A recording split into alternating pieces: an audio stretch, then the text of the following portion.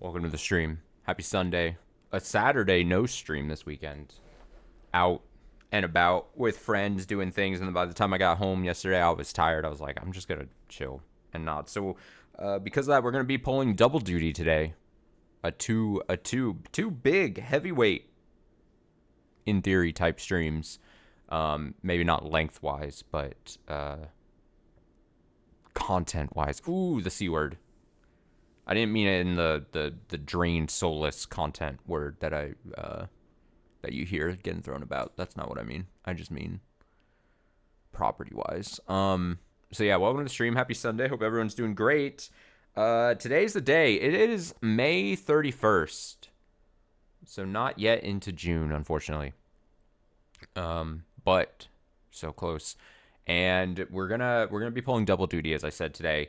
The first thing is going to be the house in Fata Morgana. We're actually starting. Where is it on my screen here? There we go. The house in Fata Morgana. This has been sitting on the system for quite some time. I've mentioned it now a couple of different places, but it's been a long time coming for sure. It's just I had to find schedule wise a good time, and I think now is that time. Summer. I don't know. I'm just saying, like,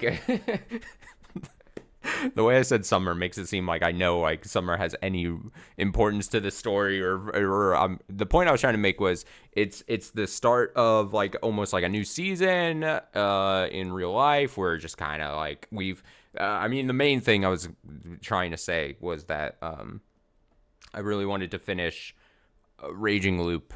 Took a little bit of extended time. I think I mentioned at the end of the Raging Loop stream that we did a couple days ago. But it's kind of crazy because I think Raging Loop has been kicking around on the channel for like 4 months or so. I think we started at like February, like beginning of February, maybe even late January, I think. I don't know exactly when, but that game kicked around for a long time. And then I wanted to finish the Raging Loop stuff fully before we could just put that away. And then obviously Of the Devil was kind of also existing, and I wanted to finish that as well. Did enjoy that, but now that that's done, I can give my visual novel wise can give my full attention to this, something that has in my journeys over the last few years here on this channel with Umineko and Higurashi After, and all the time that those were the time sinks that those were here on this channel. And if I can be so frank, the effort and dedication I gave to those games and the extended universe of those games, this was another visual novel always kicked around during that time, or that I was aware of, that had that is usually propped up as amongst the greater sides of visual novels, amongst along with Umineko and Higurashi, and I know there are others as well. But yeah, after finishing those two, it just felt right to kind of now transition to this and give this a shot. Thankfully, as far as I understand, not as long, or won't be as long as those two. That's definitely a welcome reprieve on my end. But we're gonna do it. We're gonna give it the same treatment that we do pretty much with every visual novel on this channel. So if for somehow, especially on the VOD channel here on YouTube, if you've clicked into this and you're like, oh shit, another person on YouTube playing the House in Fata Morgana and starting it, I first want to say welcome. As I've mentioned, I've done many, many, many visual novels now on this channel. Previously, a bunch, I don't know. But we slow play, and I read out everything. I'm pretty sure, I don't know for sure, but I feel like months and months ago when I did research for this, I think it's not voiced. If it was voiced, I would be doing the same thing I do for those. I would let the Japanese or whatever, or the whatever voice go, and then I would read after. I think we're avoiding that in this game. I'm pretty sure. Now, I might be walking into a trap here. Maybe it is voiced and I'm just unaware. If that's the case, then we'll just do the same thing we did with Higurashi and Umineko. I'm going to let the voiceover go, and then I'm reading it afterwards. Unless, I guess that's only if it's Japanese or something, right? I think if it was English, then I wouldn't be doubling up. But if it's any language other than English, I guess I should say. which does add length to the whole playthrough, but at this point, it's the established, my established brand. But yeah, other than that, if it's not voiced, or if it is voiced and I have to read it, I'm going to be reading the whole thing. That allows all of us, that allows me, and most importantly, to fully comprehend and enjoy the experience, obviously. But I think for the watching experience, I do like the idea of like people being able to like tab out if they wanted to play my video in the background or whatever. And then the other thing before I click into here, with both Umineko and Higurashi, what ended up, I think, being a double-edged sword is that I would have like an established schedule for this game, or for those, so that like on the channel, I think for Higurashi and Umineko, I ended up like usually going, there were obviously exceptions, but I would usually go for like a Tuesday night and like a Saturday night or Saturday day. Like those were established, those visual novel reading days. And I think that's good because that makes it so like if you wanted to catch something live, you know exactly. I don't know what we're going to do here with Fata Morgana. Like I said, part of why I did that back then was like I needed to make sure that we were dedicated days like just devoted to the games, because we had a lot of reading material to get through. I don't know if that's necessarily going to be needed for this, because I think it is shorter. And I do like the idea of it being slightly looser, and that like some weeks I might want to read House and Fata Morgana 3 days out of the week. Maybe some week I want to read only one. I don't know. So it might not be established in this first stream, but sometime in the next week, I'd like to try to see if I'm going to figure out like a dedicated Fata Morgana days on this channel, or if we're just going to do it more free flow, whatever days seem like good Fata Morgana reading days. And I think that's all the prep words I need to say before we click in. Like I said, don't know much about the story. I've seen screenshots. I would assume non-spoilery screenshots, just like purchased in the game months and months ago. This is, let me see this. This is whatever Dreams of the Revenants edition is. From what I understand, that means that it has some extra gobbledygook things at the end of it, which I assume we're going to be tackling after reading the main story. So we'll do that. So at the end of whatever this journey is, we'll do it. Never played Fata Morgana myself, but I've heard of it. I don't think it's super long. Exactly. That's what I was saying earlier. I don't think it's super... Oh, there's music playing? As we get in, I'll adjust audio as we need to get in. But again, like I said, a lot of people say this is really good, so I'm the bar has been raised. If it lets me down, I have everyone else to blame, and that's what we're doing. All right, the house in Fata Morgana? Fata Morgana? I think you said Fata Morgana. Oh, here we go. Oh, we got nice little ping noises. Back door. What happens if you hit back door? Out of curiosity? I must see. By answering 3 questions, you can unlock every story in the game. If this is your first time playing, we recommend following the game's natural progression. Oh. Don't go into the back door. Back up. Back up. Don't do something you'll regret.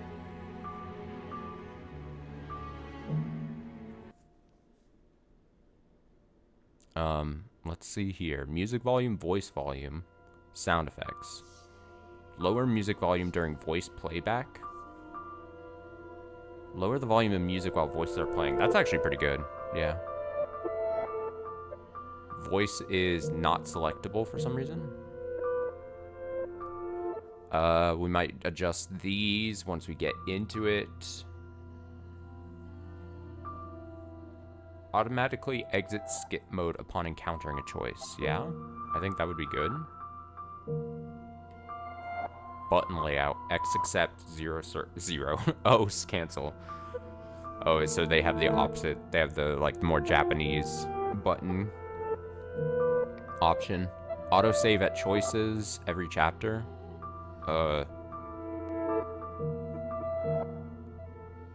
Autosaves. Sure. Sure. Okay, so I'm pretty sure, like I said, a Requiem for Innocence, Reincarnation, short stories, that might just be the extra stuff for the edition that we have here. We saw config, we saw backdoor. What's inspect your memories really quickly? Oh, it's probably like CG stuff once you unlock them. A bunch of no datas, a Q&A. Questions, answers, maybe? Quails and arithmetic. All right, let's just go. Oh, I should say, so I'm wanting to play. Today's mostly going to be a Xenoblade Chronicles day, which may or may upset someone. I don't know. Today's not going to be. We're not delving deep into House and Fata Morgana today. It might just be an hour and a half, 2 hours or something, because I'm gonna have to set up for Xenoblade Chronicles, and then I do want to play a bit of Xenoblade Chronicles. So if you're like, especially if you're watching this on as like a YouTube VOD, and you're like, oh shit, he only did like, I don't know, I was adjusting audio there, like an hour or so. Shit, man, he barely did anything. Patience. Patience is needed. We will get into plenty of Fata Morgana here. You know, in the coming weeks, month, 2 months, I don't know how long. Also, I should say, because it's not going to be super long compared to like Umineko or Higurashi, I probably won't feel the need to like sit down and do like, I mean, we can, the option is there, but I don't feel the need to have to do like 4, 5, 6 hour streams of like it, you know? Like, we might get more numerous 2 hour or 3 hour streams of Fata Morgana as compared to like 2 a week, like 6 hour long Higurashi or Umineko streams. You know what I mean? That's where my head is at. So we'll see. Maybe people will enjoy VODs more being like 2 hour long instead of like 6 hour long. But I don't know.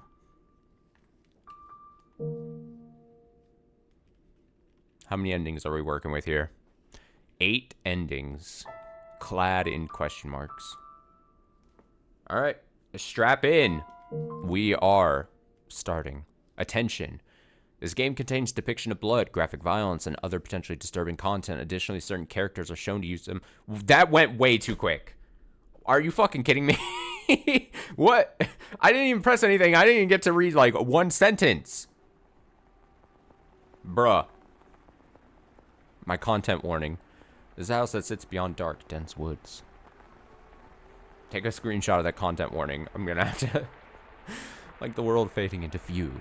View after a dream. That old mansion appears before you.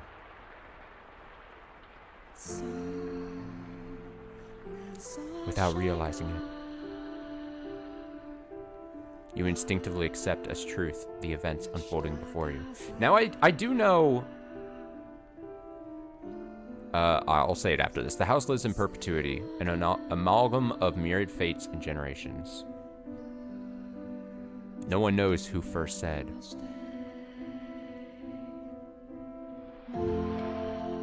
that the mansion was cursed. I just really hope I didn't have some kind of like actual aversion to anything that might be in this game. I just feel like you should... This is just separate. I mean, who am I to criticize? But I think like a content warning at the beginning of your game should not auto-scroll, or go away. Like there should be a button confirmation.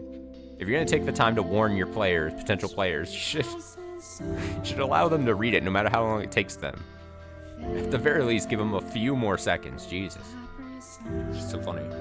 I was gonna say, I do know that Fata Morgana, just as a concept, I know is like a phenomenon.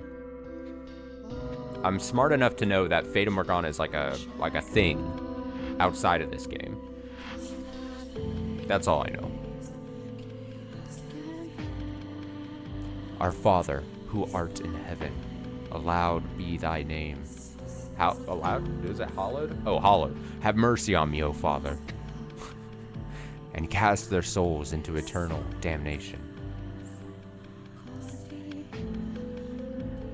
I was looking down upon a corpse. Oh, are we going in? I should also say, I don't know if this is like a mystery game, as along the lines of like Umineko or Higurashi. I totally, absolutely wanted to not know anything going in this, but my guess is that this is not going to be as much mystery as like a Higurashi or Umineko. Now, I'm going to try very hard not to constantly keep comparing it to those two. I just know that lately those have been the big... I mean, it's just so easy for me and my channel to be like, oh, compare to... Alright, here we go. I was looking down upon a corpse. My own corpse. I was afflicted with great despair at the sight of it being dragged to the place of my crucifixion. My soul crumbled, and I was wholly extinguished. Indeed, I did once lose everything. However, as I faded into darkness everlasting, I heard a voice calling out to me. And so, I vowed once more that no matter how long it may take, how great the obstacles that stand in my way, or what form you may assume, I shall come back for you. That I must return to that house. So I ask of you, please wait until this mutilated body arrives there once more.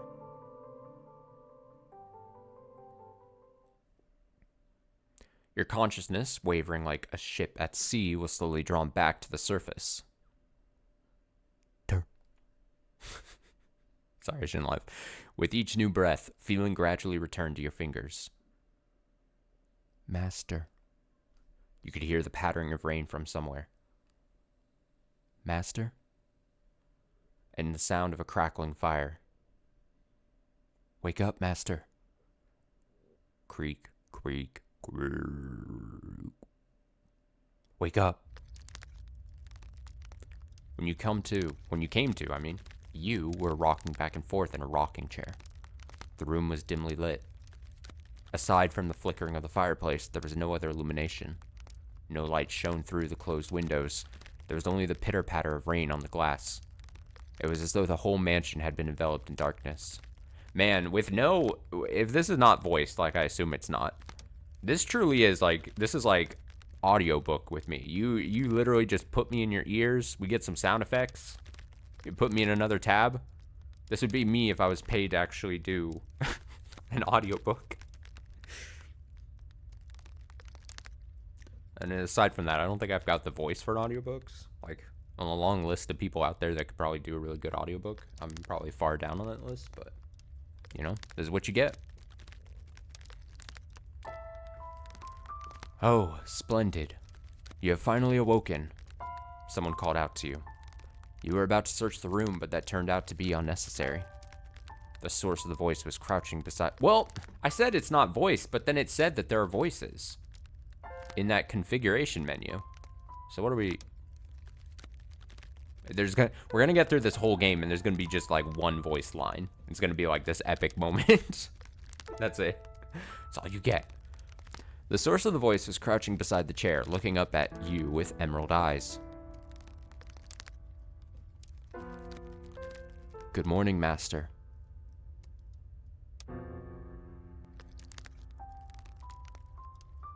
Do I have to press X again? Oh. Also, I don't know if I like it or not, but the ping, like the piano key notes when you are scrolling. Okay, so we actually have like choices. Interesting. I wasn't expecting... Okay, well, I'm gonna say good morning, because that just seems like the nice and pleasant thing to do. Good morning. What is the matter? Are you still waking up? You seem rather drowsy. Come now, you must gather yourself. Though I am glad to hear your voice. I've simply been waiting so long for this moment. Tending to the mansion all by my lonesome, ensuring it was ready for your return, whenever that time may be. When I caught sight of you through the window, my heart fluttered. The time had finally arrived. You were perplexed. This woman, who looked like a maid, seemed to know you, but you had no memory of her. What kind of herbal tea would you like to start your day with? I have some wonderful chamomile leaves, if you would like. Or perhaps your tastes have changed since last we met. Tell me, master, what would you like? I beg your pardon. I allowed myself to get too excited, but I hope you'll be sympathetic, master. I am just utterly elated that I could see you again. The woman appeared to be genuinely delighted that you had awoken, but she seemed to lack the energy typical of her age. Or perhaps life was a more appropriate word than energy. But the gloom extended beyond the maid. It seemed to encompass the entire mansion. The plaster walls illuminated by the fireplace, and the rose engravings in the ebony pillars felt vaguely familiar, but a crushing sense of claustrophobia overpowered that familiarity.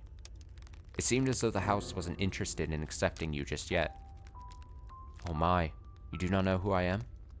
Do you not know who you are either? It is quite the predicament. If you cannot remember who you are, then who am I to serve? The woman's face was pale, almost as though she's a fucking ghost. Or something. A faint chill ran down your spine. You are the master of this house, though it would seem you have no memories of such. Quite the dilemma. If you know not who you are, then you are no different than a stranger to me, no? Indeed, you have returned. But from where? That I cannot say. Then how about this? I am a servant to this mansion, and as such, I am familiar with the many incidents that have taken place here. I shall show you the history of this house, master. That will surely allow you to recall who you are. The freshly awakened gears in your head began to turn as you mulled things over. The maid had called you the master of this house, but without a single mirror in the room, you had no way of seeing what you looked like. What if there's not actual, like, voiced lines, but maybe there's, like, grunts? Maybe there's, like, grunts and, barks. Maybe that's the extent of the voices. Or maybe she just doesn't have a voice. Maybe that played, I don't know. Yet to be determined. I will say, I'm sure there are some people, and maybe potentially myself, there's always drawbacks, right? Like, when there's a visual novel on this channel that I like, there aren't voices, then I'm just like, I feel like I'm just reading at like 1,000,000 miles per hour, but we get through it faster. If there's voices, then my voice gets like a break, and I really need those breaks sometimes. Peek behind the curtain. A lot of the time when I read a visual novel on this channel, when there are voices, that's when I'm like taking sips of water and catching my breath and wetting my lips. If I don't have that, then I do tend to just like read fast. And again, some people might like that, and it helps time, but it's tougher, more strenuous. Unable to decide, you reflexively nodded. Let us be off then, and fear not. I merely entreat you not to let go of my hand. Should you hold it tightly, you need not worry about being washed away by the waves of history. No matter what happens, you mustn't let go of my hand. Oh, you don't have to tell me twice, lady. Your hand in hers, you followed the maid's lead through the hall. The air within the mansion was oppressive, as though a black miasma hovered within. The house was bleak and barren, hardly a trace of color to be found. You came across an open window. Beyond it lay nothing but darkness. Neither sunlight nor moonlight could be seen. There were no chirping birds, no rustling grass, no signs of life at all. Everything that would normally give color to the world had vanished entirely. The only other presence was that of the maid. Following her lead, you proceeded through the mansion. Holding hands with a girl? That's lewd. I did not think of such thing like that. Don't put that on me. I just appreciate holding hands. I want to hold your hand. No, that guy's like, I want to shake your hand. I forgot what he said. Innocent hand holding. After some time, you arrived at a double door, the glass within shattered. The door, once pure white, had long since faded into a dull gray. A dull gray. I choked up there. Fuck. Sorry. It appeared to lead to the back garden. You could hear children laughing on the other side. Though it is in the state you now see it, a beautiful, beautiful garden once lay beyond these doors. Oh, another thing we're going to be doing today, since I'm only getting like an hour, hour and a half to 2 hours or so. I'm going to... it was tougher because in like Higurashi or Umineko, like I definitely like tracking and trying to take breaks at like natural break times as far as like ending the stream or whatever. We're for the first few of these streams, we're gonna have to gauge like how long. I don't know what they'd call them, episodes, chapters, or breaks, or scene changes, or whatever are gonna be. So a little bit of experimentation we're gonna need. I feel the need to say that out loud though. The owner of the time enjoyed gathering rare species. The owner of the time enjoyed gathering rare species of rose from all across the world. At its grandest, it seemed every flower was in constant competition for the most majestic bloom. Would you like to see this wonderful era of splendor and prosperity? I very much hope it is to your liking, Master. Now, I do like being called Master. I'm a simple man. The maid opened the doors to the back garden. A sudden gust of wind brushed across your face, forcing you to close your eyes as you followed the maid out the doors. When you next opened your eyes, the world was no longer blanketed in shadows.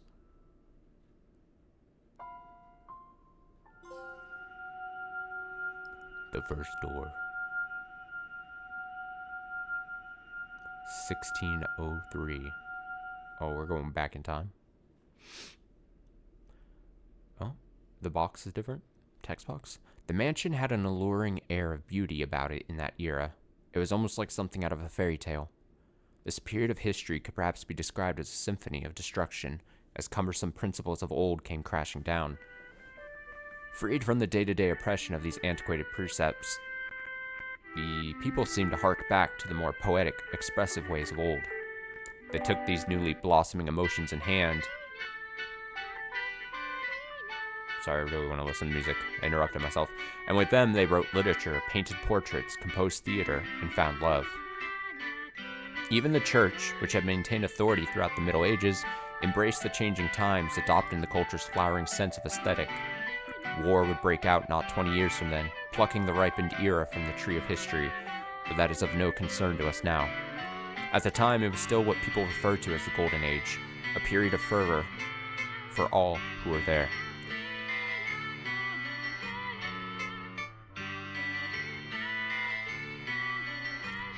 Now, let us take a slight detour. No, we will not be changing locations. This is a tale about the mansion from beginning to end. We will, however, be moving through time. Say, about 8 years into the past. A very wealthy family lived in the house then. The mother and father, brother and sister, all had distinctive, beautiful flaxen hair. I was always enamored by their hair. By contrast, mine is the color of a wet crow. See? There I am, standing around looking rather a fool. I was happy back then, and what reason did I have not to be, afforded the opportunity to attend to such a beautiful home? So I poured my heart into serving that family. Listen closely if you would. That soft, fleeting sound that could only be a young girl singing. Can you hear it? It's a little girl. A la la la la la la la. I did that dirty. I didn't do it justice. The girl you see, cheerfully picking crimson roses and singing like a songbird, was called Nellie. Nellie? I'm gonna go with Nellie. Though young, she sang with elegance. Nellie was deeply fond of the house's garden, and she would often spend her afternoons there. I'm so distracted by the music in like the best of ways. Gorgeous roses gathered from all across the world bloomed in the garden.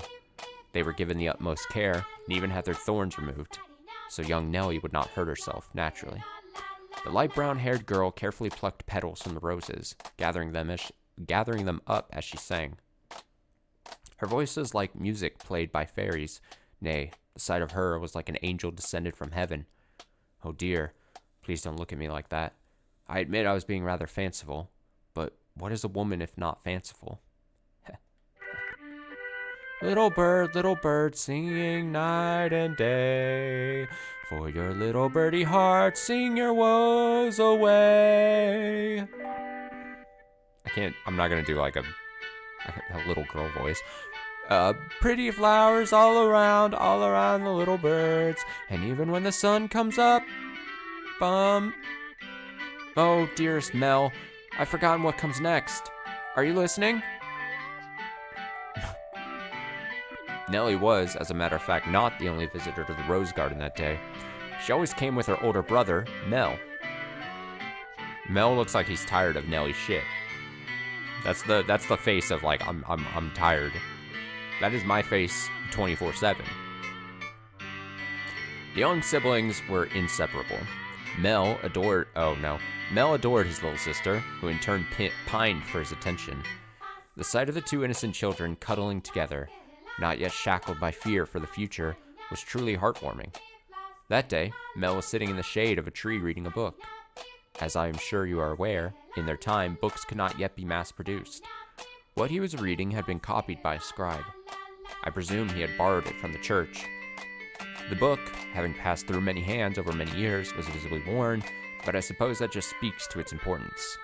It was, in fact, a Latin grammar textbook he was reading. Mel was a clever boy.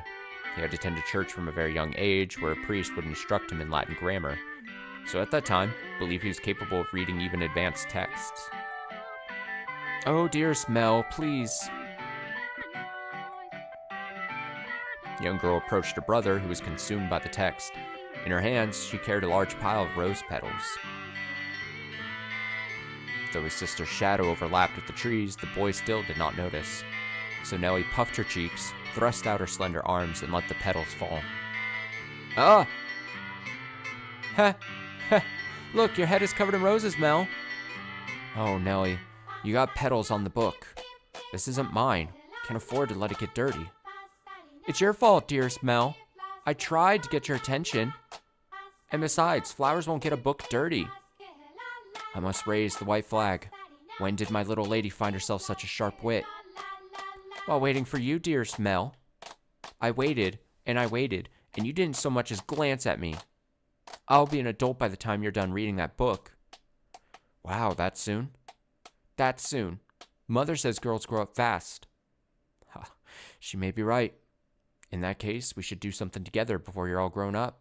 Surely you won't play with me any longer when you become an adult." "That's not true. I'll still play with you even when I'm grown up." "But grown-ups don't play, Nellie." Fine. I'll stay a child forever then." "Didn't you just say you were about to grow up?" You're so mean, Mel." "Aha, I'm sorry. Please don't pout, my little lady. How about this? To make it up to you, I'll play whatever you want today." "Really? Do you mean it? I want to play make-believe." "Make-believe?" "Make-believe. I will be a princess taken captive by an evil kingdom, and you, dearest Mel, will be my valiant knight. And then you turn into a prince when you rescue me." "A knight can become a prince? Impressive." "They can. Knights and princes both have to be charming, so of course they can. Which is why it must be you, dearest Mel. No one else can be my prince, or my knight." While he may have appeared outwardly embarrassed as his rose-cheeked sister proclaimed prattingly, I am certain he was smiling on the inside. After a few moments, he meekly knelt, bringing himself to eye level with Nellie and gently stroking her soft hair. "Okay. All right then, you're my princess, Nellie. And not just anyone's princess, dearest Mel, but yours alone. So, don't be anyone else's prince but mine, okay?" "Nellie? Jeez, my princess is quite the fawner." "Is that bad? Does that make you dislike me?" "Not at all. I'm proud to have you as my sister, Nellie. You mean more to me than anything in the world, my dear princess." "I love you, dearest Mel. You'll always be my prince forever and ever." Her mood quite improved. Nellie began humming the melody of the song she had forgotten the lyrics to.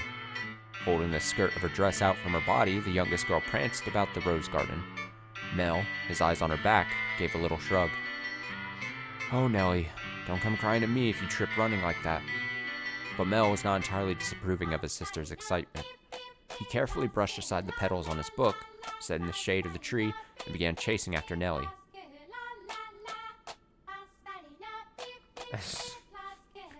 Hey, chill. They were picturesque siblings, brimming with hope. And at this time in their lives, there was nothing to jeopardize that hope. Would it not be wonderful if children could stay children forever, Master? As I see it, though, the pleasant, gentle times in our lives have value because they come to an end. Wouldn't you agree? I do agree. Time continues to flow, impartial and without exception. And as such, everyone's childhood comes to an end. Be that as it may, does time also flow at the same speed for each individual? Now, let us take a trip down the river of time. I'd be very much delighted if we could remain at this point in time, but unfortunately we cannot. Please, do not let go of my hand, master. Get me out of here. Get me out of here, maid lady. Oh, we've aged. We've aged. I'll be on my way then. Oh, you usually stay for longer. Yes, I have an errand to run today. Thank you for your time, as always. Would you like the book back sometime next week? Next week, or the week after. Hold on to it as long as you'd like. But surely there are others who want to use it. None as sharp as you, Mel. Put yourself in my shoes and you'll understand. I want to give you any advantage you can get. Oh, do you not believe me? No, I believe you, Father. And I mean to do whatever I can not to disappoint you. That's the spirit. If you need anything, don't hesitate to ask. I'm proud to have you as my pupil. Ah, yes, and Mel, do consider what we were talking about. Going to university? Indeed. If you do, I can introduce you to some accomplished instructors. There's very little left for me to teach you, and I believe you would make a fine priest. It's an honorable thing, Mel, to devote yourself to the service of our Lord. I don't think Mel wants that. I'll give it some thought. If you'll excuse me then, I'll see you again. Our doors are always open. Farewell. Ellipses. Whether it's in the service of God or the service of the church, it is an honorable profession. But theology, I wouldn't mind attending university, but I'm not sure. I'd kind of like to do something different, something more befitting of the times. As for what, though, I'm stumped. But I need to make up my mind soon. If I drag my feet for too long, even my father's liable to grow impatient. Mercy me. Young sire, blessed young sire, alms for the poor. This beggar, if I'm not mistaken, he's been outside the church since last week. Alms! The way he shakes his head, I can get a glimpse of his forehead under his hood. He's completely bald. Oh no. Buy yourself some bread with this. Ah, thank you. Thank you very much. May the Lord bless your soul. Thanks. The Lord. Oh no. Now he's going to be cross if I don't hurry home. Curses. It looks like it's going to rain. Master? Master? Oh, thank goodness. You appear to have a firm grasp on your consciousness. I was afraid you had accidentally let go of my hand. Now, Master, this is the period of time I truly wish to show you. The boy reading in the rose garden is now a fine young man. Nonetheless, he still bore the same gentle eyes as before, and he would from time to time show remnants of that innocent young boy. He was, in his own mind, still making the transition into adulthood, I suspect. Mel frequently visited the church, on Sundays to participate in Mass, of course, but more often to be tutored by the priest. In addition, he also attended a private school run by an eminent marquis. Do you say, is that pronounced marquis, right? It's like silent S, I think. I'm too stupid to know, but I'm pretty sure I'm right. It's one of those things where it's like, my whole life I've read that in my head, and I'm like, Okay, though it was not a school where students had desks and sat in rows, they studied at the estate. Marquis's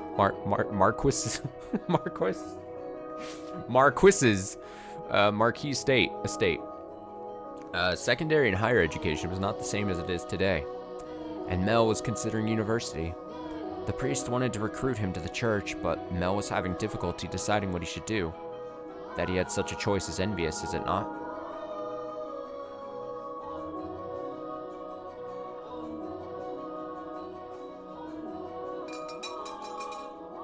Good afternoon. I'm here to pick up my order. Is it ready? Aye, ready and waiting, young Master Rhodes. Oh, don't call me young master, please. I beg your pardon. Cannot seem to get my head out of the past. Your order's right here, sir. Mel had stopped at a jewelry store in the center of town on his way back from the church. The building was both a workshop and storefront, and the nobles of the area were deeply fond of the master's wares. He was so skilled, even the royal family had commissioned work from him. As a matter of fact, the wooden sign out front was engraved with a replica of a piece of his jewelry said to be on display in the palace. As artistry flourished in this golden age, the number of shops selling luxurious items, such as jewelry, rose in kind. However, the clientele of these shops comprised a very narrow range of people. May I have a look? Of course, of course. Good. Came out just as I hoped. Splendid work. Can't I afford to disappoint a loyal customer like yourself? An admirable work ethic. I'm sure she'll love it. Such a kind lad, young master. My boy back home could do well to learn a thing or two from you. Every man ought to show women some cordiality. Coming home to a cold fireplace is a sad thing indeed. Ha ha ha! Again, please don't call me young master. My apologies. I was gonna make a joke. Immediately took it back. I'll take this and be on my way then. A good day. If you find yourself in need of aught else, just let me know. I can make any jewelry you ask for. Come to me and your sweetheart's day will be sure as made. And I guarantee the two of you will have all sorts of fun when you give it to her.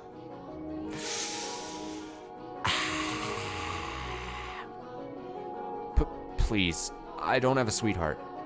Huh? Well, that's a surprise. I'm sure. Sorry. I'm sure many girls are vying for your hand too, young Mr. Rhodes. A fine family, good looks, charming, and your future's all but... I'll be on my way then. I'm in a bit of a hurry. Good day. Come by again anytime. Oh, man. Goodness. Maybe I'll say I want to study abroad or something. Patient as my father may be, that would certainly anger him. I can hear it now. You're wasting your God-given talents, boy. I could renounce my name and rank, go somewhere far away. Sounds like that kind of plan Nellie would come up with.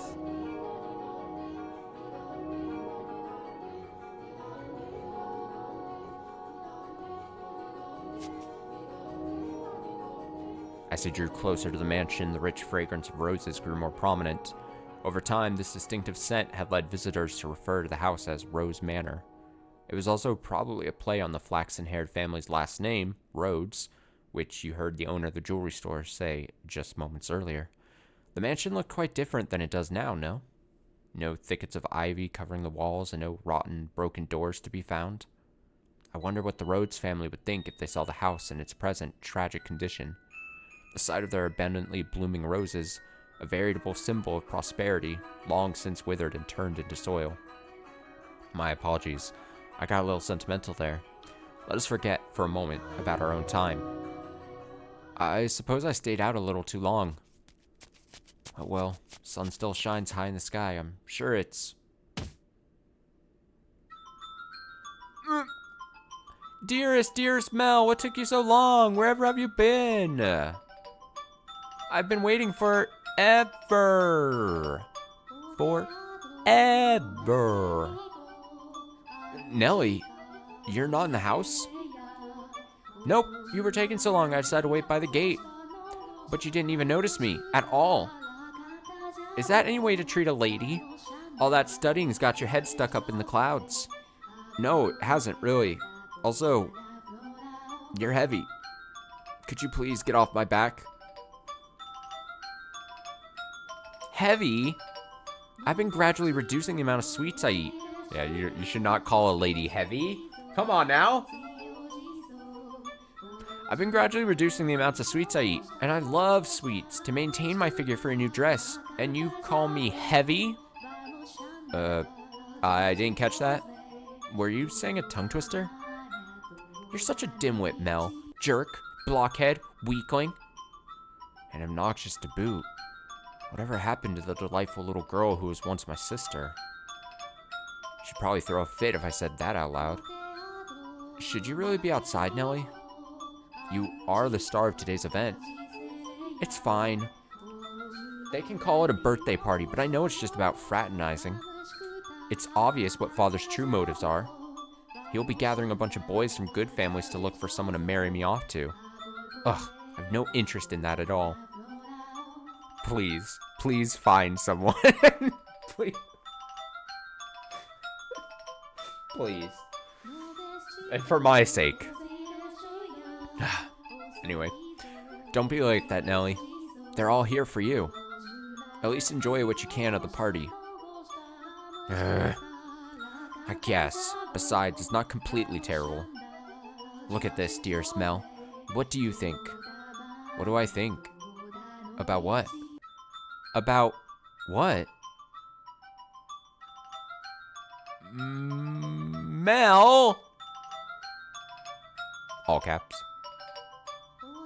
My new dress! It arrived. I'm wearing it. How could you not notice? I did notice it was something I hadn't seen before, but you have so many dresses, Nelly, so... But this is the dress I had made just for today. Look at the colors. They're so pretty. It's the work of a renowned dyer. And this belt is just lovely.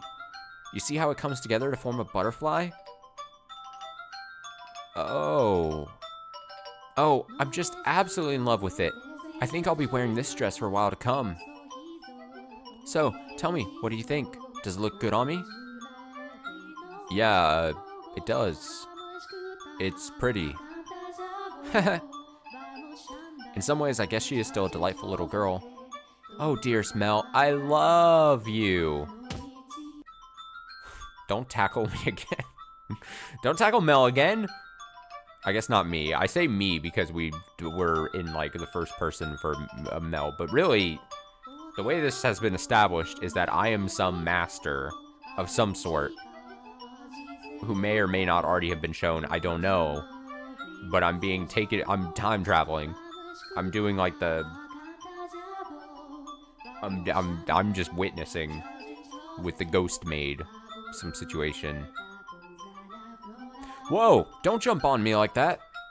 Oh my, you dropped something. And what have we here? Wait, hold on. No, you can't have that yet. Is it a present? Give it back. I was going to give that to you later. I knew it. It's for me. And just what could it be? Hey, don't open it. What's the big deal? It's going to be mine soon anyway, isn't it? This fucking girl. Ooh, I love it. A rose necklace. And this design. It's from the jeweler the royal family uses. Oh, my dearest Mel. You had this made just for me? Oh, jeez. Defeats the purpose if you open it before the party. Happiness is always better sooner rather than later, Mel. I think I'll put it on right away. God damn it, this lady. This girl.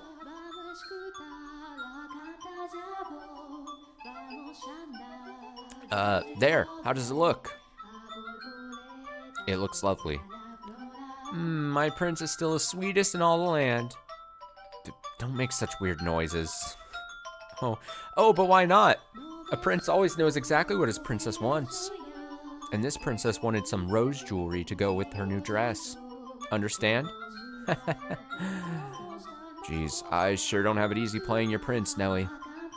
It might be about time you found a new one. A prince is a prince because you can't just find one standing on the street corner. If you want to retire, dearest Mel, you're going to have to wait another 10 years. That's a long time. Or if you find yourself a new princess. I'm not so... You're about as romantic as a rock, dearest Mel. But worry not, your adorable sister will always be your princess. If I was Mel, I'd be like, get me out of here. This is a trap. What more could you want?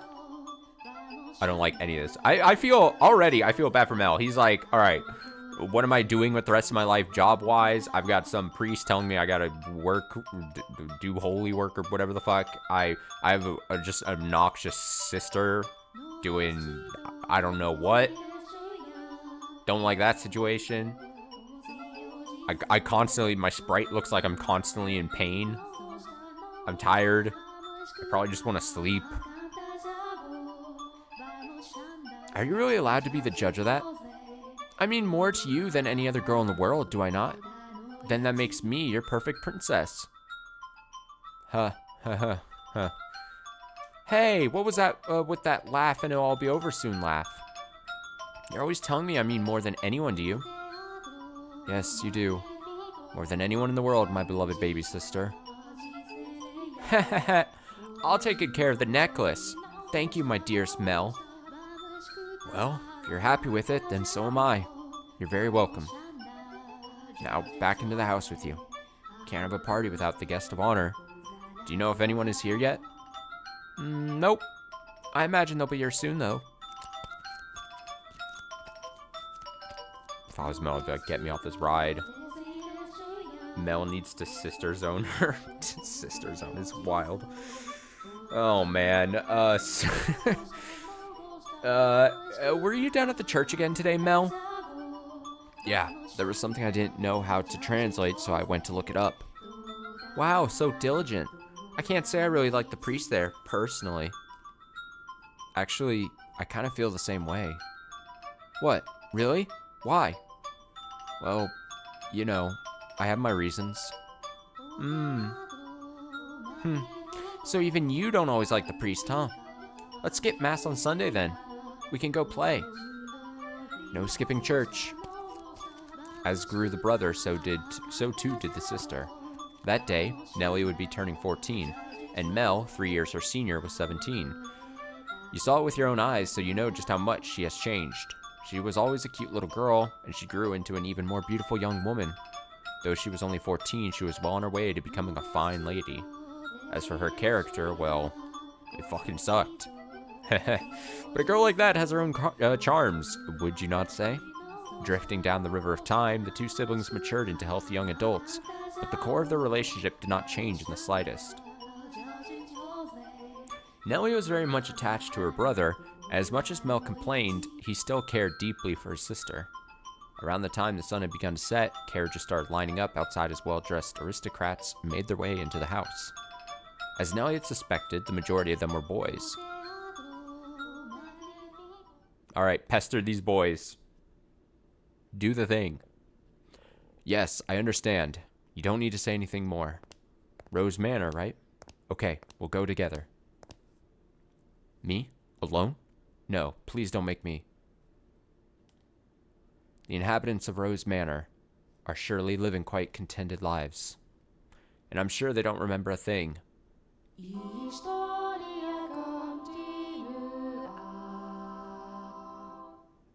Oh, that was a nice little... Oh, I assume those are going to be like our nice like breaking points then. Assuming those keep popping up. The room with the fireplace was always kept in pristine condition so they could entertain guests at any time. Walls colorfully decorated with tapestries and stained glass windows gave testament to their great fortune. The servants' first assignment every morning was to clean this room.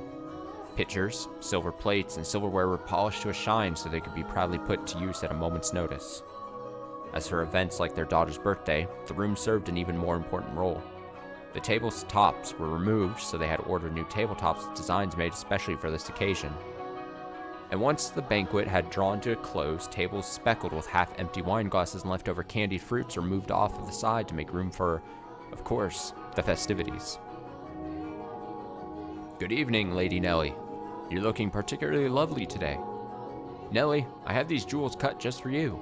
You'll let me have this dance, won't you? She looks thrilled.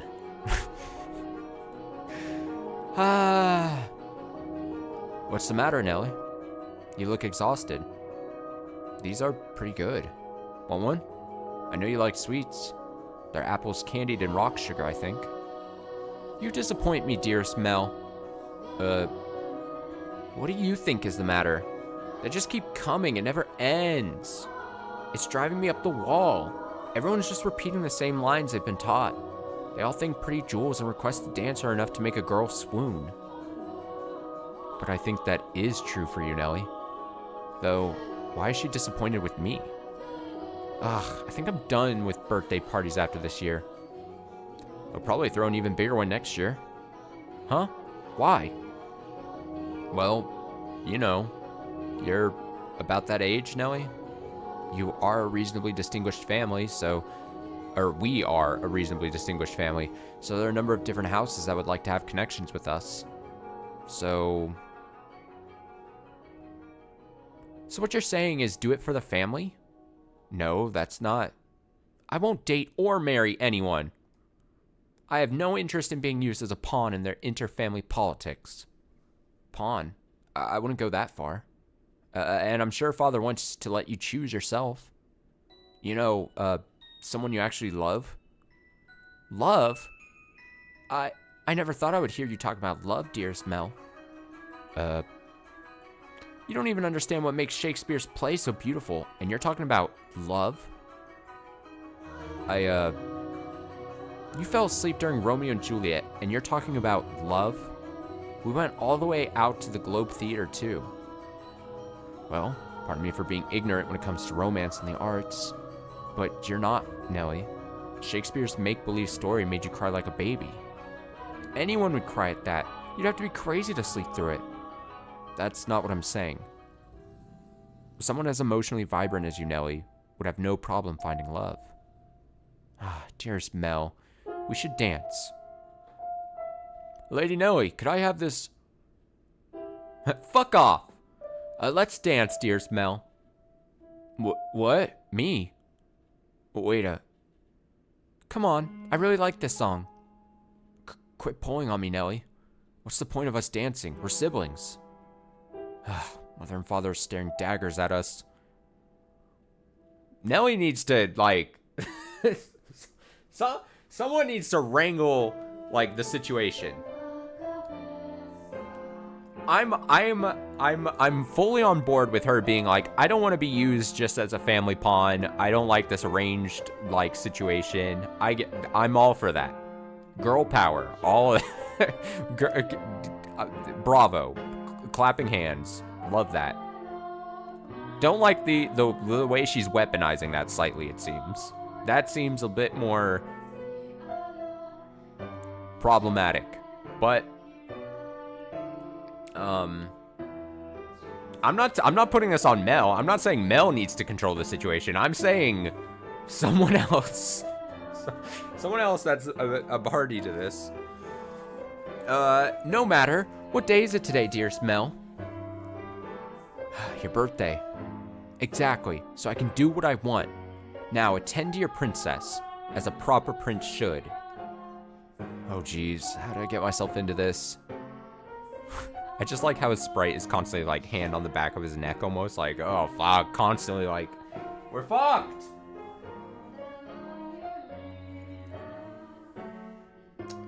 Nellie's skirt fluttered along with her as she stepped in time to the music. She was not only a skilled singer, but a skilled dancer as well.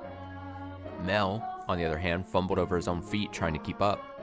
One would be hard-pressed to describe his dance abilities as good, even as flattery. Though boys of his pedigree were taught to dance as part of their etiquette lessons, he found himself more being dragged around by his sister. He could hardly be said to be attending to her. This is humiliating. Oh, look at his sprite, his PNG gyrating. Because his parents had been hands-off in raising him, largely giving him free rein to study and learn what he pleased, Mel looked like a tangled-up marionette. From throughout the hall, he could hear giggling, uncomfortable chuckling, and people coughing to disguise their laughter. Come now, dearest Mel. If this is the best you can manage, what are you going to do when you find a girl that catches your eye? I'm thinking, did I download a backgrounds patch or something? This looks a lot less blurry than what I played. Oh my god, is it the same as, is it the same situation as, Umineko and Higurashi back in the, I guess more Higurashi, right? No, this is just the version that comes on console.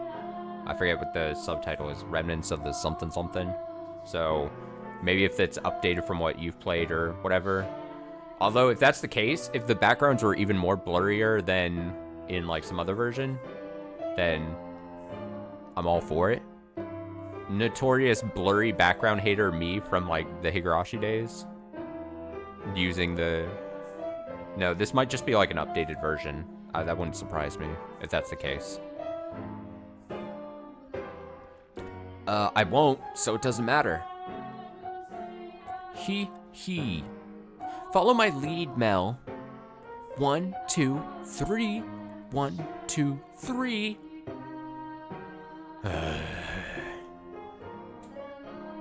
Mel, so far, pretty relatable. Nellie alone enjoyed her time dancing with her brother, and quite thoroughly at that. It did not matter to her that he moved awkwardly or that the guests were giving them cold stares.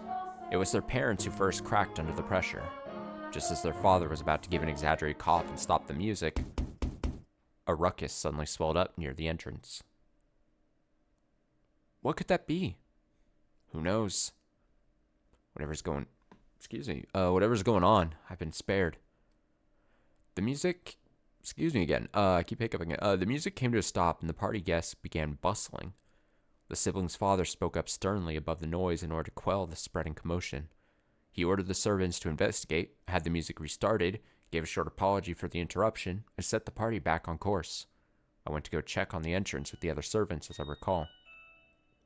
Oh my, why are you looking at me like that? Heh.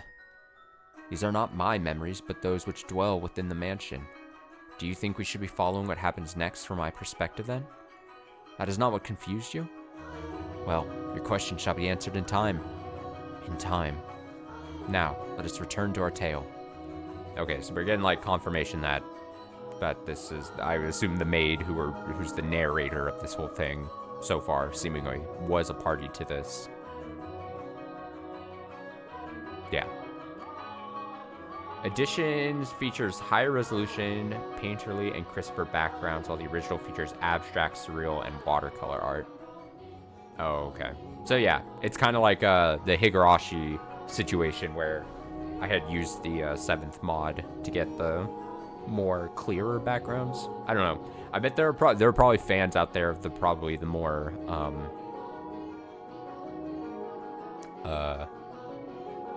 original looks, maybe.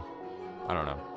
Me, since I'm not experiencing the other, I'm just me seeing this, I'm like, this works for me. I don't need to see the other, and I will be totally fine with this. Although I probably wouldn't, if I didn't know the other existed, and I did get the other, and I didn't know this existed, I probably would have been fine with it. I'm actually not that picky. Though the party had fallen still for a moment, their father's decisive actions restored the guests' festive moods in short order. So it was not, by any means, the commotion that caused the ball to conclude earlier than planned. Oh dear, I hear thunder. You're less fine that I know this. I'm so sorry. I'm so sorry to burst your bubble. Your, Fata Morgana bubble. It was rather loud, too. Sounds like we have quite the storm brewing. They lived in a country where the weather was nothing if not unpredictable. Rain was a frequent occurrence there. The stretches of time with clear skies grew longer as summer approached, but the weather was still somewhat unstable on the cusp of the two seasons. They had a strong wind that night as well, which turned the raindrops into little spears on the window. Were the party to continue on any longer, no one would be able to go home. Although their father was quite concerned that Nellie had not got on with any of the aristocrat boys, he decided to cut the festivities short.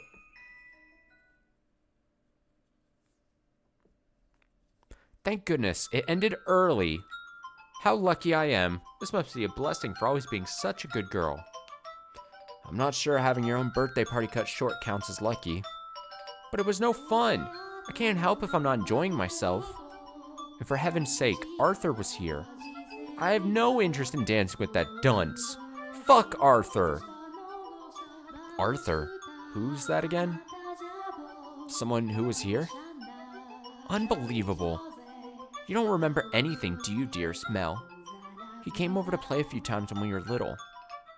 He's covered in gross freckles, and he's a huge jerk.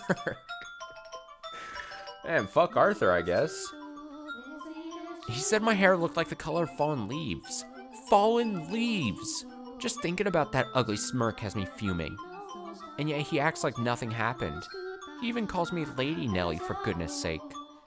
Are you listening, dearest Mel? I'm listening. I wonder what the ruckus earlier was. You weren't listening, were you? Who cares about that? Sorry, but aren't you curious? Probably was another guest, at least. Maybe a cat sneaked in. You think so? I do. But enough about that. Would you like to play cards in my room, dearest Mel? Do not accept the card invite. For God's sake, Mel.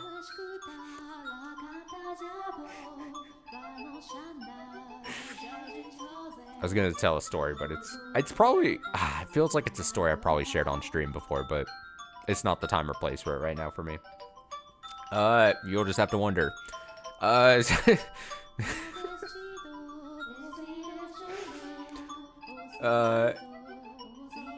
say as if Mel has any say in it. All right, Mel, it's time to fucking buck up, grow a pair of balls, and stop. Run away from home. Do something. Change destiny. Seriously, I'm exhausted though. It's not even that late. Ugh, fine. Something feels kind of off. A cat? I want to go check. Come on, hurry up. Hold on. You don't need to drag me, Nelly. My birthday isn't over yet, so you're not done attending to me. Oh, Nelly. Whoa, Nelly. That's like the phrase.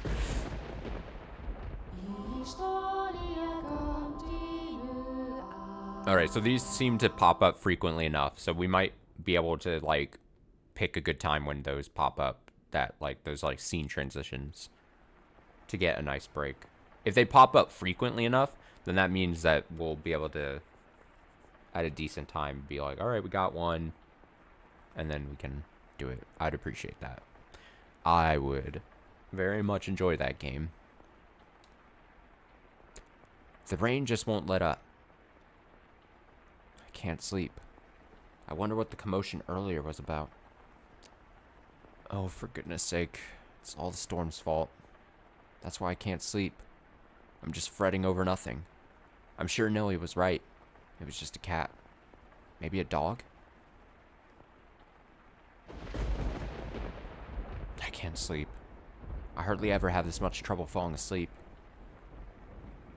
What could this feeling be, I wonder? It's not quite foreboding. Walking around the house at this time of night isn't going to help anything. But I'm not going to fall asleep just lying here.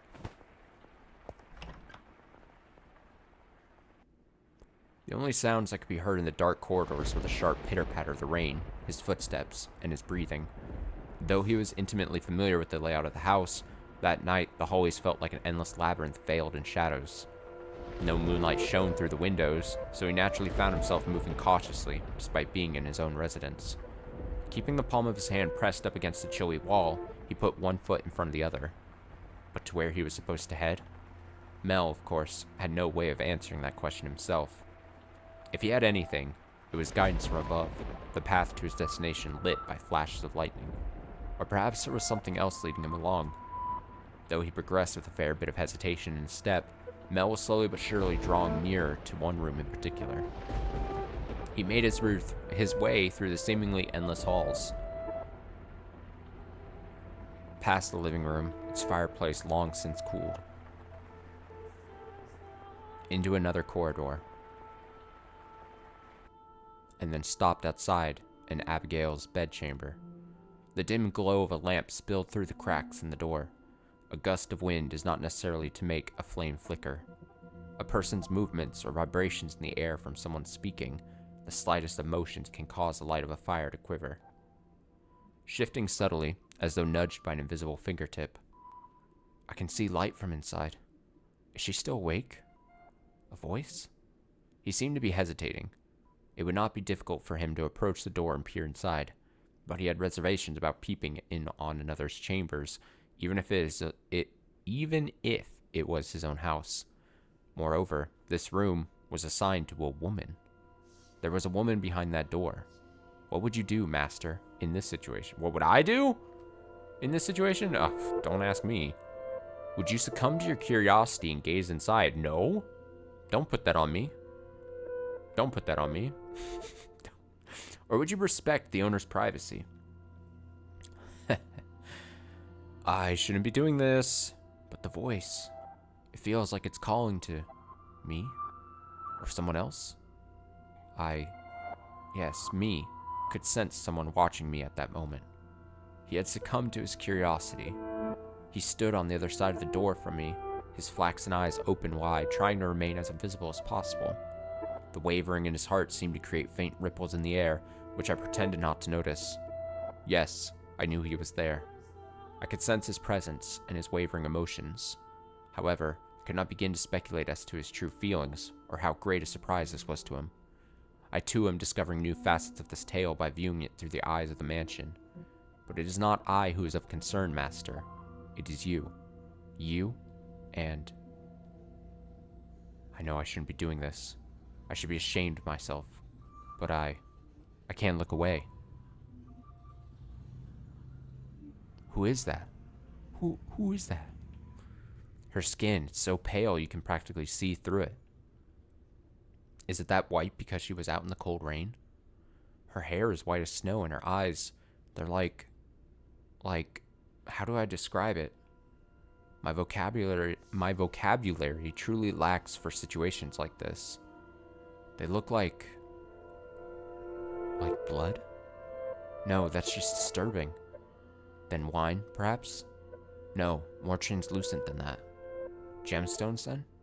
Yes, gemstones. Her eyes are like rubies. I've never seen anyone like her before. What could they be talking about? Mel's eyes were affixed on the peculiar young woman. She had glass-like skin, eyes that glimmered in the flickering candlelight, and snow-white hair that flowed like luxurious silk. Oh, I'm already seeing the forthcoming problems that may be arising very near in the future of this story. It's all being set forth. All right, Mel. We got future problems. Surely everyone will be chill. No one's feelings will be hurt. Everyone's wishes will come true. There will be no such thing as a potential love triangle of some sort. Everyone will be happy. There will be no misfortune. But her lips are bluish purple, her soft, delicate skin sullied with grime, her twinkling eyes pointed down at the floor, and her hair a disheveled mess. She was, even at a glance, clearly not a lady of means. The tips of her fingers were cracked from the cold, her nails pale from malnutrition, and her garb little more than rags.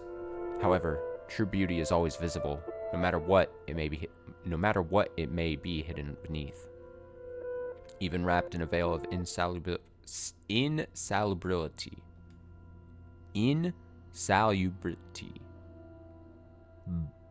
Even if she thought herself hideous.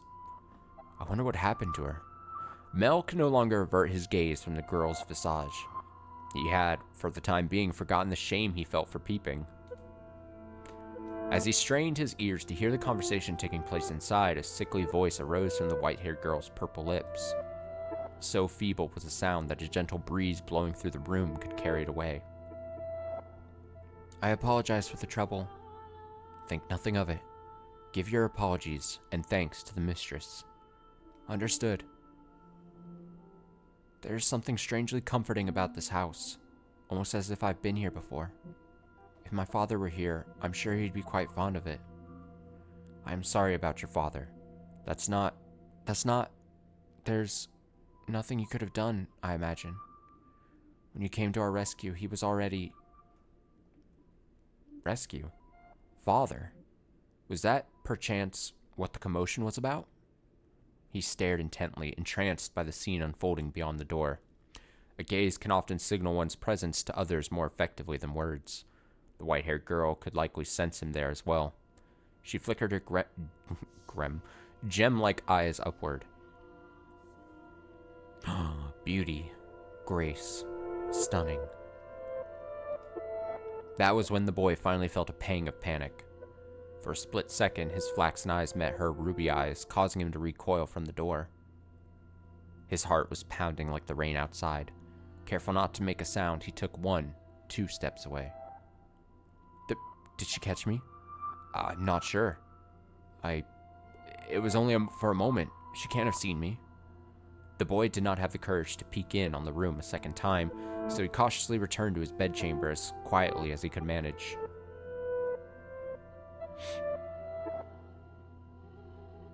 But even beneath his covers, he could not erase that girl's eyes from his memory.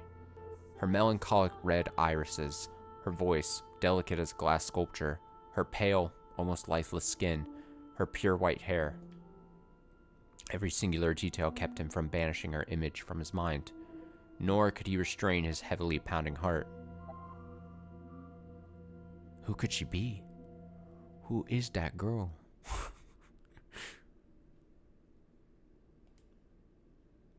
Is something the matter? No, I just thought I felt someone watching us. It's only your imagination, I'm sure. If not your imagination, then perhaps some unseen force was watching you.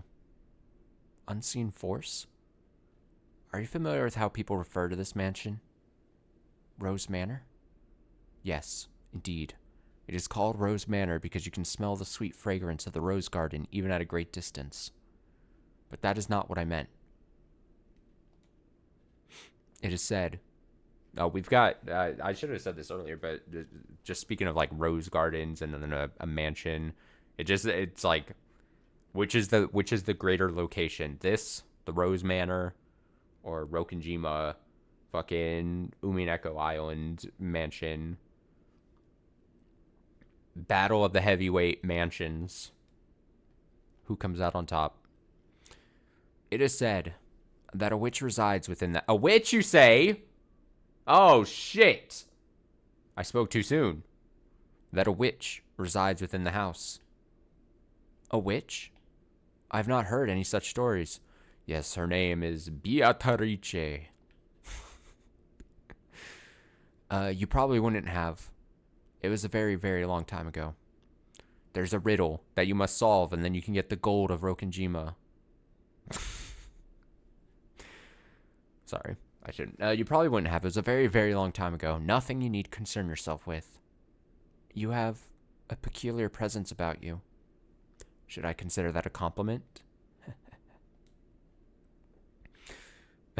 It's getting late. You should get some rest. A room has already been set aside for you. But first, may I ask you one thing? Yes? I do not believe you have given me your name yet. Yeah, we can't have your thing always be, say, the white-haired girl. We need a title, ma'am, for your dialogue box. My name? My name is...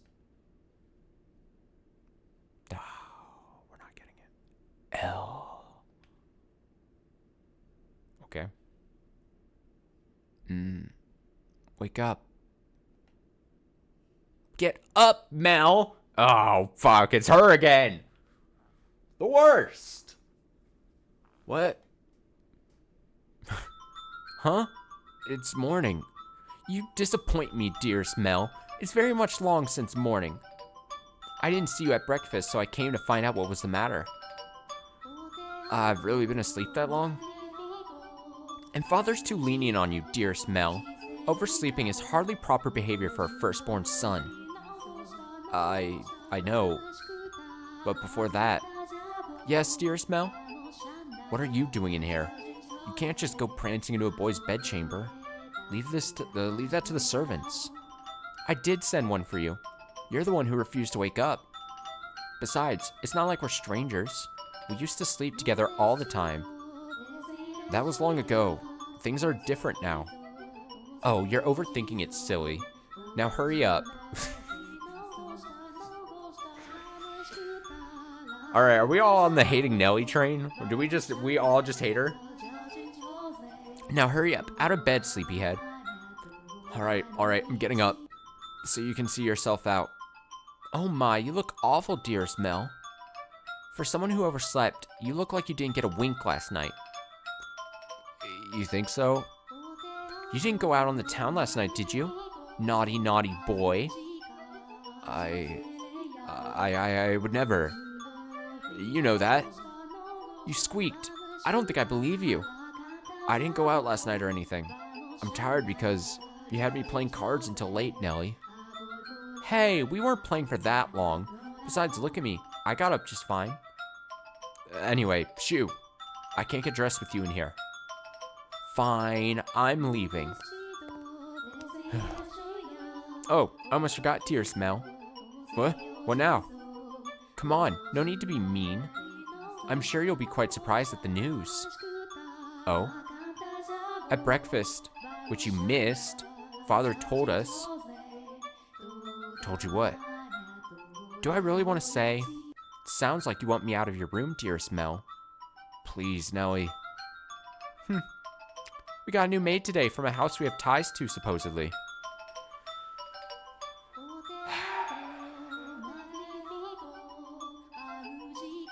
Excellent. I've never seen anyone like her before. For supposedly coming from a good family, she isn't very graceful, and I've never seen her at social gatherings. But that's not the surprising part. Does a maid...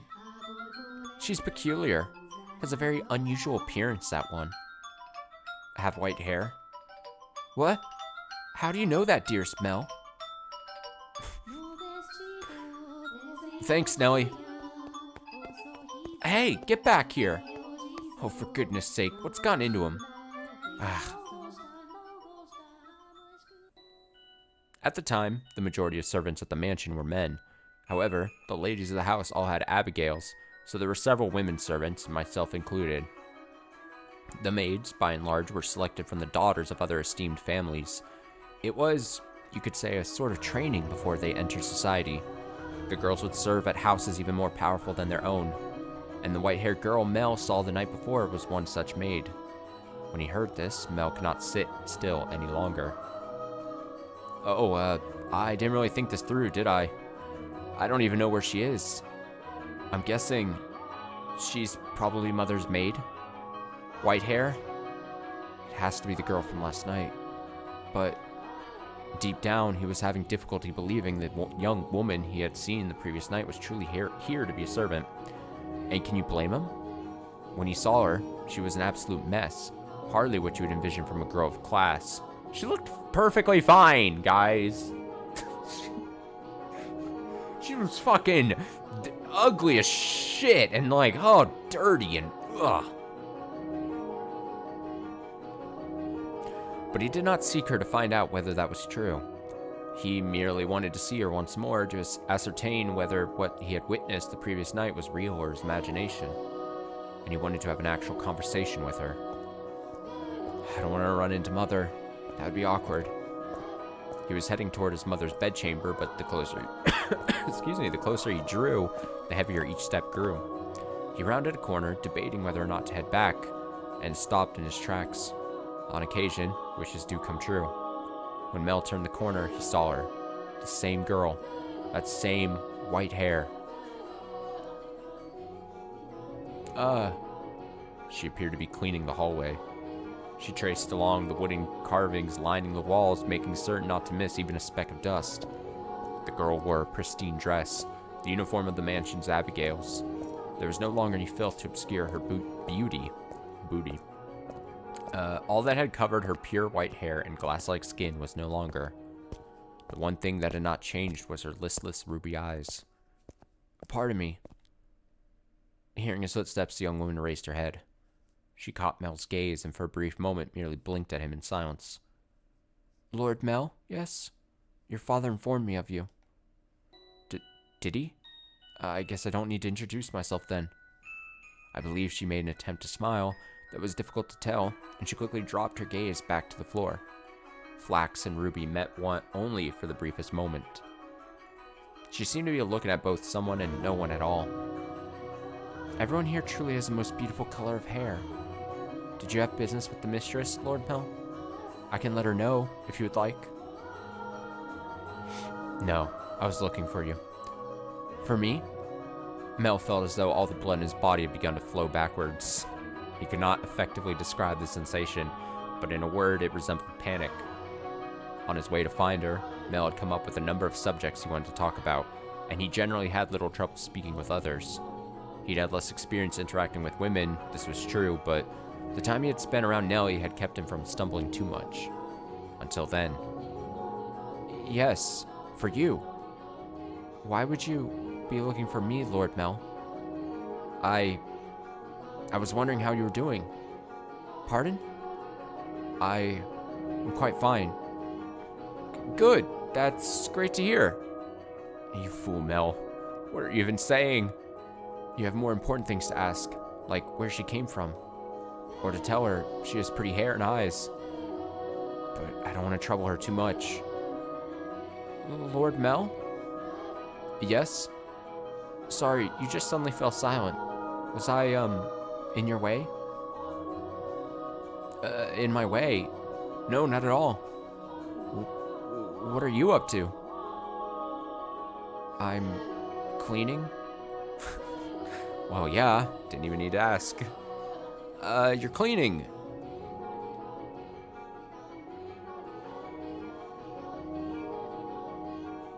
Oh, you can just let the other servants take care of the cleaning. Is this better than Battler's jokes? Yeah, this is young, innocent love. I love that. What am I always saying? What is my catchphrase? I'm always saying this at least once a stream. I love love. I love pure, innocent love. This is, my guy Mel here has to deal with the shit from Nellie this all the time. Obnoxious as hell sister. Putting him in weird positions. Clearly doesn't enjoy being in her presence.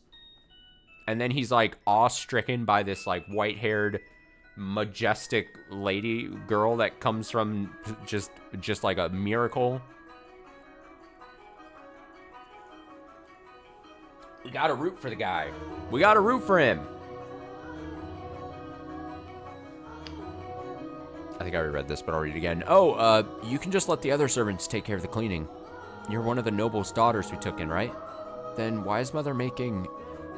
No, I'm doing this because I want to. The mistress appeared to be busy, and I cannot simply be idle. But I enjoy cleaning. Well, if you say so. Say, yesterday, this mansion is truly a thing of beauty. And the many roses in the garden, even the furnishing has had a great deal of thought put into it. This family must have a wonderful sense of aesthetic. Oh, yeah, thanks. Did she just change the subject on me? I'm delighted to have been given the opportunity to serve at such a magnificent house. Mother and father actually had nothing to do with that, not even the garden. That's all been around since my grandfather's time. This mansion was a complete wreck when he bought it. Oh, was it? Yeah, frankly, I'm surprised he actually paid money for it. The chandelier in the foyer was shattered and only half attached to the ceiling. Most of the decorations on the walls are broken. I can hardly imagine. This is a marvelous, impressive house. I'm sure he'd be flattered to hear it. My grandfather was a bit of an eccentric. He liked to do things people didn't expect just to watch the looks of surprise on their faces. He was the kind of man who would buy a mansion that was beyond repair just to give it a completely new life. Everyone who had seen the property before it was renovated was astonished. They regretted not taking the opportunity themselves, seeing the transformation it underwent. Huh? I was just thinking that you're kind of like this house. Let me compare this beauty to this house. What do you mean by that? I mean, when you first arrived. Oh, no, never mind. Forget it. She'll figure out you were peeping on her, stupid. She hasn't yet, has she? This guy. Yes, it's nothing. The more I think about it, you and the mansion aren't really comparable. Oh? The truth is, it being a rundown mess isn't the only reason nobody wanted to buy the house. They say... Oh. That all who dwell within this house shall be met with misfortune. Do you believe it? I... The fuck is that about? I'm just kidding. It's not actually true. Do we have a... Oh, saving. That's what happened. Oh, quick save. Is there like a menu button? I'm gonna hit some buttons and hopefully nothing bad happens. I'm just kidding. It's not actually true. Okay, so there is a log with the triangle button. Okay. Oh, it's a decent sized log. You could go back quite a bit. Can I hit? Oh, load is with touchpad. Okay. Sorry, I'm trying to... Oh, fuck. Oh, fuck. I'm hitting buttons on accident. No, no, no. Stop, stop, stop, stop, stop. Shit. Oh, here we go. Here's some kind of menu as well. Quick save, quick load. So at the top. Okay, but now I accidentally hit the advanced text button. Okay, I'm just kidding. It's not actually true. It's all rumors and hearsay, embellished to make the tale more exciting. The rumors only started because of how it used to look. If the mansion truly begot misfortune, then we wouldn't still be here. And it wouldn't explain how my grandfather died. Do you know how he passed away? When I'm making moves on someone I find utterly attractive and to be a beautiful person, and I'm first meeting her, I love to talk about how the mansion is fucking cursed or whatever, and be weird and ask her how my grandfather died or something. That's the certified moves that I make. Capital C, capital M, certified moves I make. It might explain why I'm currently single. No. How did he? Inside a lovely lady.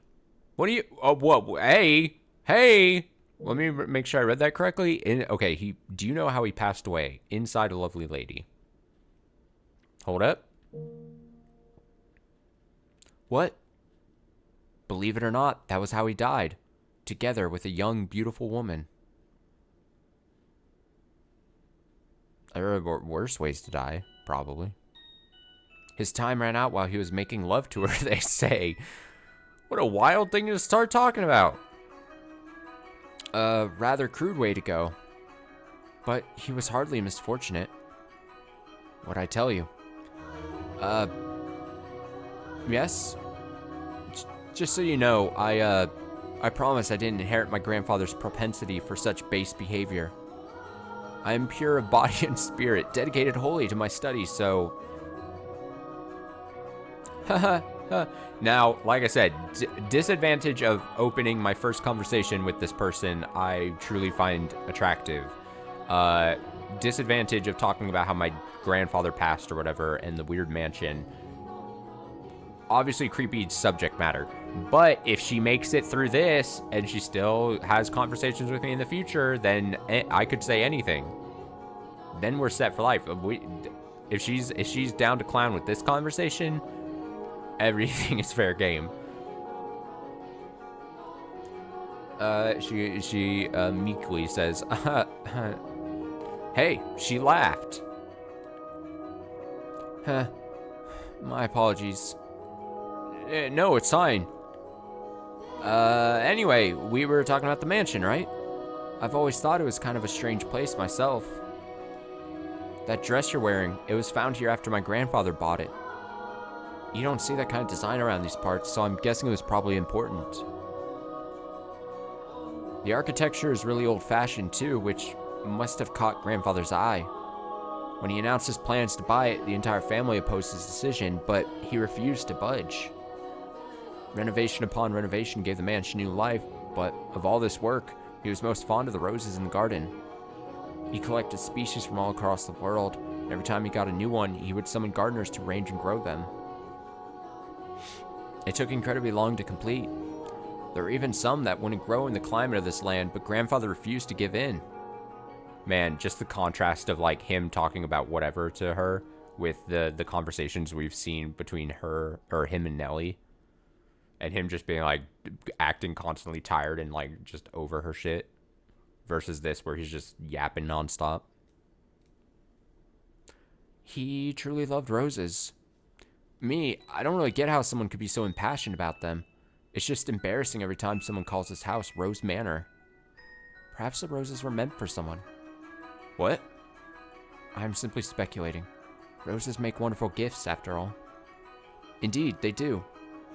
If you like roses as much as Nellie, then you're welcome to go see them for yourself. Pick as many as you like. If anyone asks, just say I gave you permission. Don't be shy. I'm sure it'll get tiring if all you do is work. No, I'm sensitive to sunlight. Oh, that's unusual. Makes sense for why you might as well be porcelain white ghost skin. Perhaps that explains why you're so pale. That's what I was saying. I had no idea. That sounds rough. And your skin is so pretty, too. I wonder if this game gets, like, slightly supernatural. Is it going to be like, oh, she's stereotypical, like, I'm a vampire girl. I hate sunlight. You don't seem terribly surprised. What? Oh, no, I'm very much surprised. Or would you have preferred a more dramatic response? No, I expected you to find it disturbing. I'm sensitive to sunlight and can hardly spend any time outside. That makes me sound like some kind of demonic creature. Oh, you worry too much. There's not a monster in the world as sweet as you. Oh, he's making moves. He's trying. Yes? Are the other maids teasing you, perhaps? That black-haired one especially, she's... How should I put it? A little frightening? Almost as if she has a steel heart or something. She's impenetrable. Right. She's one of Mother's maids too, isn't she? Now I'm even more worried. Since you refuse to follow my instructions, you are henceforth hellspawn. I can imagine her saying that. Oh, and again. I'm very sorry. No need to apologize. In fact, I wish you'd laugh more. She's actually very kind to me, and everything she does with incredible precision and efficiency. She looks so young, and yet she has such skill. How long has she been here, in the mansion? Actually, she's been here for quite some time, but I don't know exactly how long. No one knows how old she is. It's kind of creepy. I have never once considered her such. Sorry, you're right. It's bad manners to speak ill of others.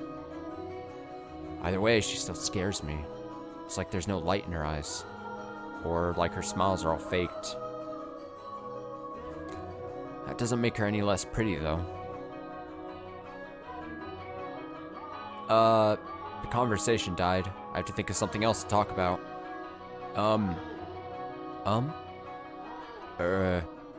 Yes, you can ask me anything.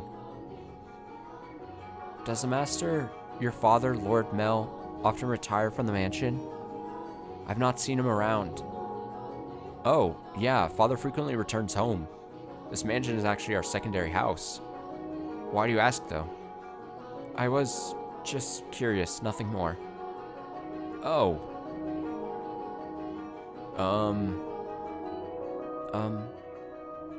Yes, what is it? One of the maids asked to see me, so I should be on my way. If you'll excuse me. What? Knowing Mel's luck, Nellie is like hiding around a corner watching this and like fuming. She's like peering from behind a corner. Nellie's gonna have this maid fired within moments. She catches that Mel is talking to her. All right, see you later then. Goodbye. All right, one moment. Since you're sensitive to the sun, I can pick some roses from time to time for you. For you to decorate your room. Lord Mel. That's all. Sorry for holding you up. Why am I so bad at this? She definitely thinks I'm obnoxious. I want to hide under a rock. I want to reverse time and try this over again.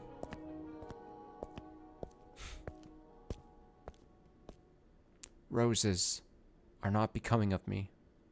He is too kind. Perfect. Okay. I know it's only been an hour and a half, but we'll call it there for Fata Morgana for now. Like I said, I'm gonna... Now, how do I do this? Nope. Touchpad? Nope. What did I say was? Square? No, why does it do that? Why is it advanced? Stop! Stop! Shit. What do I need to... Okay, press up. I'm gonna save. So then what would be... I'm gonna experiment with the buttons here for really quick. You have my thanks, Father, and I apologize for being late today. Okay, so that's gonna be that. What's left and right do? Oh, don't do that. Shit. Don't read the text. No, stop! Stop! Stop saving! No! Stop! I'm having a conniption. Okay, wait. You have my thanks, Father, and I apologize for being late today. Now, there's something unusual. You're not being punctual. Okay, what's this side of the touchpad? Nope, same thing. Square? Circle. Load? Quick save? Data. Oh, fucking hell. Down? Sticks. L, R2. Nope. Now we're just advancing. Okay, stop. How do I get out of the game? How do I what is... Go back, go back, go back. Go. How do I just stop? Is there not like a go back to title screen? I'm afraid of pressing any buttons. I'll just put it down. I'm just putting the controller down. Okay? Game. We'll figure this out some other time. That's what I'm saying. I'm being cursed because I'm a dirty, dirty console player. Okay, so yeah, we barely got through any of this. We'll, like I said, I was only expecting to read about somewhere an hour and between an hour and two. For now. Something that we'll consider, I'll consider over the next like week or so. I don't know if we're gonna do more free flowing or if I'm gonna have scheduled like these are Fata Morgana days. I'm like totally 50-50 because I could see the advantages and disadvantages of like dedicated Fata Morgana days. But we'll figure it out. I'll figure it out. I do think not only is this shorter, but also since it's not voiced, seemingly, even though it says there are voices, I'm unconvinced. But we're gonna end up getting through this a lot faster. I'm just reading, you know? So that's a good thing, I guess. Although, like I said, I kind of like voices in games. It gives me a break, but it is what it is. We'll probably get to Fata Morgana at least one more time this week.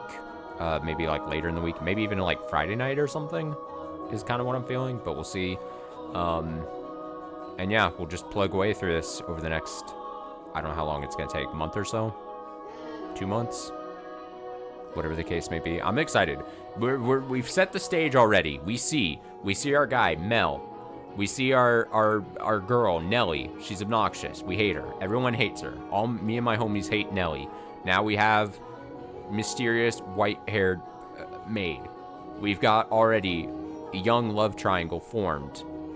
Only misfortune can happen. We have mysterious black-haired older maid lady who's taking us through a journey in time. And we're witnessing this like, what is that? Christmas Ichabod? No, not Ichabod. I don't even know what reference I'm trying. All right, I'm gonna take a BRB. It's gonna be an extended BRB, because I need to get the Switch set up, and that takes just a couple minutes. Scrooge, there we go. Thank you. I said Ichabod Crane because that's, for some reason in my head I conflate like Scrooge and Ichabod Crane in my childhood because of a long reason for a long story. But yeah, I'll take a BRB here. I'm gonna get the Switch set up and then we'll play Xenoblade Chronicles for a bit. So, like I said, if this is your first, if somehow you stumbled upon this VOD, we'll continue. There's many other visual novels. If by chance you want to go watch those as well, I'm sure I'll be referencing Higurashi and Humineko, even though I say I won't be referencing the lunch, so you can go watch those if you care to. And then we'll do another Fata Morgana stream sometime later this week. So, great. Okay, I'm gonna do a BRB. Sit tight. I'll get Xenoblade Chronicles set up, and we'll do our third stream of that in just a bit.